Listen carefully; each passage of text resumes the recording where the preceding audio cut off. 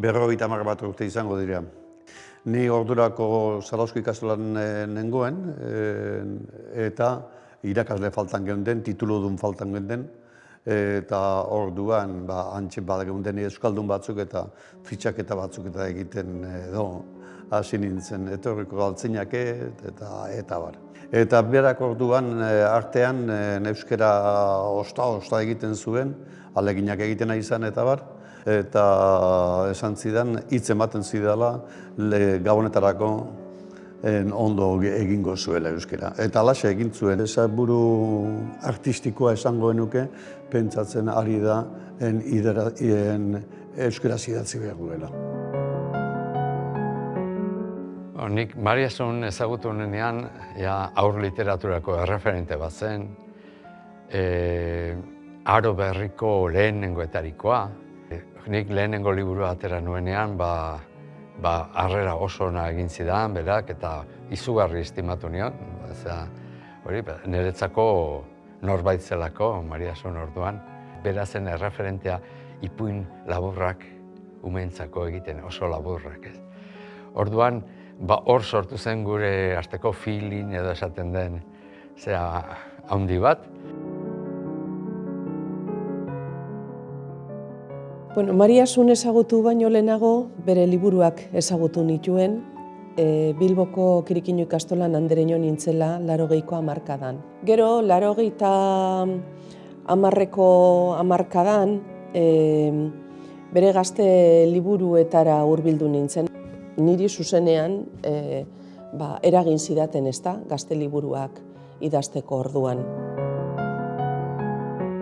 Goierrin jaio arren, nire aitonak gaztelaniaz etzekien eta ni berriz euskaraz ez nekien arren, horregatik hasi nintzen irakurtzen haur literatura hizkuntza berrikasteko.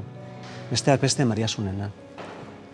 Eta halaxe, lilura moduko hori sentitu nuen orduan eta jarraitzen dut sentitzen oraindik ere.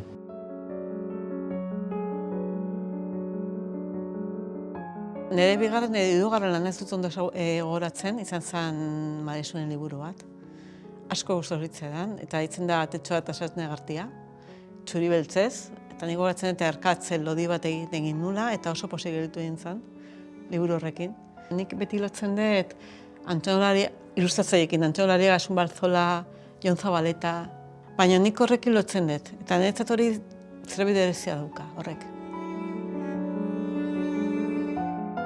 Iruditzen zait, haur eta gazte literatura euskaraz ulertu behar badugu eta ezagutu behar badugu eta magisteritza eskoletan, irakasle eskoletan eta leku guztietan, iruditzen zait Mariasun landa ezagutu egin behar dela, bera izan zalako euskarazko haur literaturan haurraren begirada eta ahotsa sartu zituena. Berak bihurtu zuen haur literatura garaikide. Joldirekin eta Txan fantasmarekin eta haur begirada. Eta haur begirada horrekin haurraren psikologia, bere ikuspegia. Horregatik iruditzen zait, ezinbestekoa dela haur literatura maite duen jendeak bera ezagutzea eta bere lana ezagutzea. Mariasun erreferente bat izan da, haur eta gazte literatura idatzi nahi izan dugunontzat, alde batetik egoera hurbilak planteatzen zituelako, egoera errealistak, fantasia klasikotik eta folklorismotik urrunduz.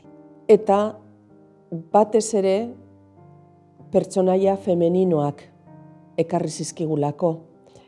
Bere gainak horren gabezia bistakoa zen eta guretzat izan zen nora begiratu bat. Eta gainera sartzen zuen ikuspegi feminista. Garai hartatik, gaur egun oso vigente dagoena, nik uste. Eta hor egin zuen aldaketa bat.